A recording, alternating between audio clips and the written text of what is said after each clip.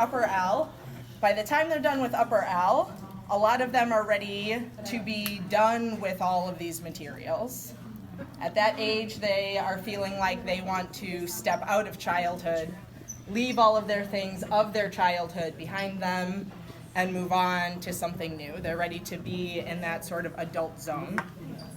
So the first materials that we introduce them to in the adolescent community are the algebra tiles, which is nice because it's different than any of the materials that they've seen prior.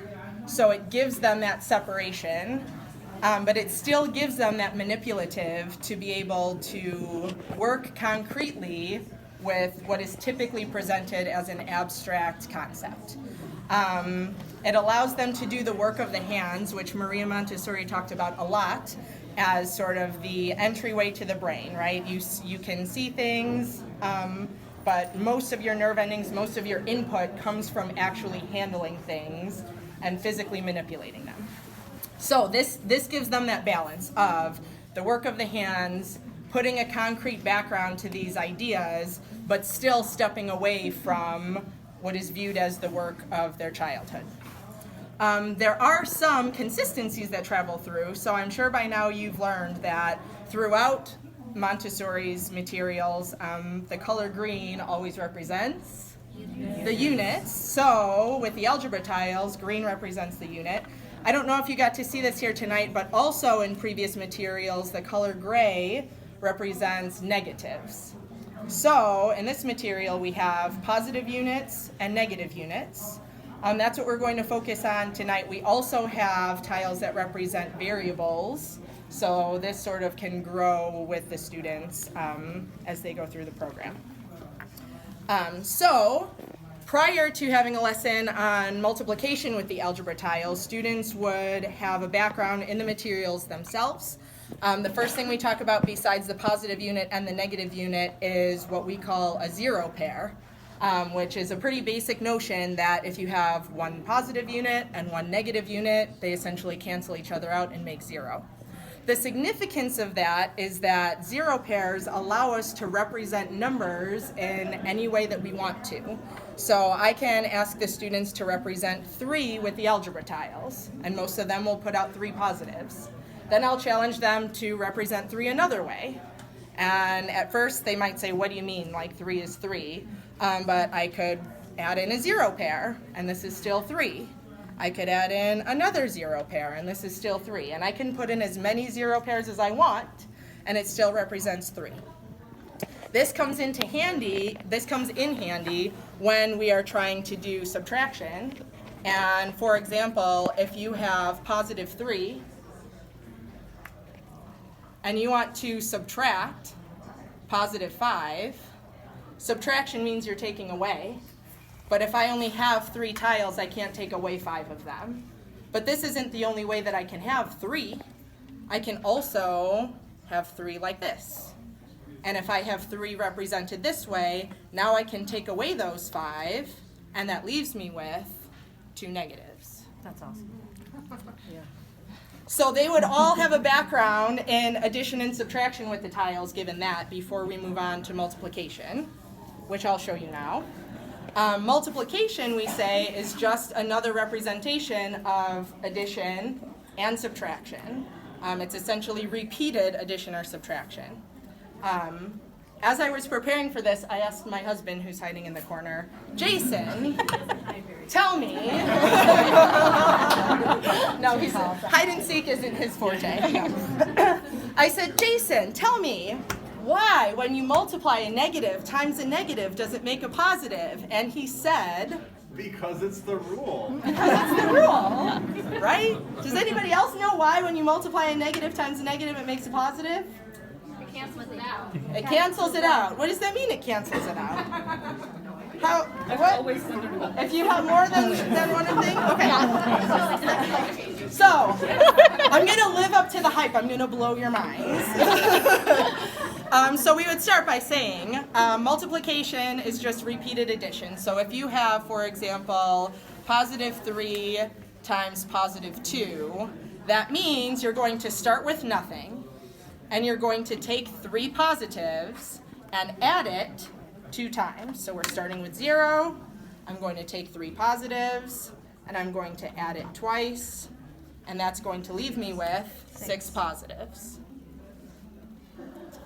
Next, I might say, what if we have negative 3 times positive 2? Well, that tells me that I'm going to start with 0, and I'm going to take 3 negatives and add it twice. So I'm adding 3 negatives once, I'm adding 3 negatives twice, and that leaves me with negative 6. All of that is fine and good. Now, what if we take positive 3 times negative 2? That tells us that I'm starting with 0, and I'm going to take positive 3 and subtract it 2 times. But I'm starting with 0. How am I going to take away 3 positives 2 times if I'm starting with 0? Well, this isn't the only way to represent 0. I could represent 0 like this, or like this. Or for this example, conveniently, I'm going to choose to represent 0 like this. So now I've started with 0, and I'm going to take positive 3 and subtract it 2 times. So here's me subtracting positive 3 once. Now I've subtracted positive 3 twice, and I'm left with negative 6. Last but not least, what if we have a negative times a negative? So similarly, we're going to start with 0, and I'm going to take negative 3 and subtract it twice. So again, I'm going to start with the same convenient 0 that I started with last time. Oh, we can picture it. We know it's coming.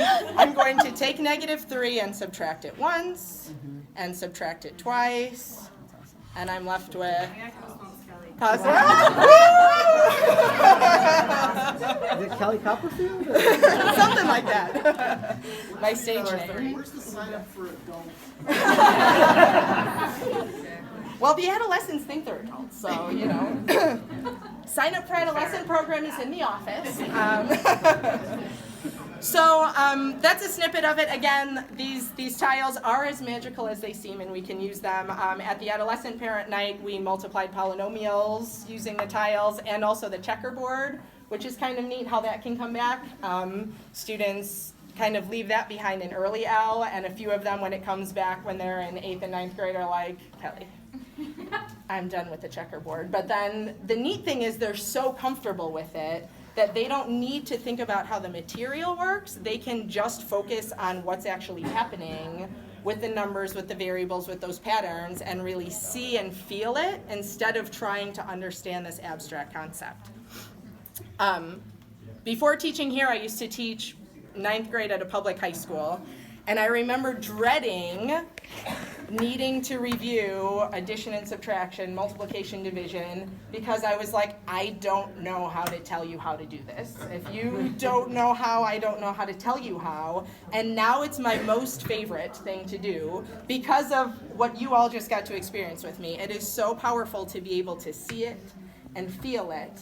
And as I know Emily was talking about it, I don't know if everybody else got to hear, there are sort of stages through these lessons where we start with the material so the students can see and feel what they're doing, and they slowly move into abstraction. They step away, they recognize the patterns, and they're able to do it in their head and on paper. But one of the first steps towards abstraction is being able to visualize the materials. So even once they've moved fully into abstraction, I can say, picture the tiles. Think about what you would do with them. We have fraction circles over there that, I mean, fractions are scary. Big, scary things, right? And the box almost never comes out, but at least weekly, if not daily, the students are asked, think about what you have. If you're trying to add 1/2 plus 1/3, picture that in your mind. You know that it's not equal to 1/9 or 1/6. You're not just adding the numerators and the denominators. Think about what you have, and they can visualize the material without needing to have it. So I think that it's just really powerful for the students to have the materials all the way through their learning. It carries through, and I love that this allows them, like I said, the space to step out of what feels like their childhood, but still have that foundation to explore and build all of these concepts before moving into abstraction.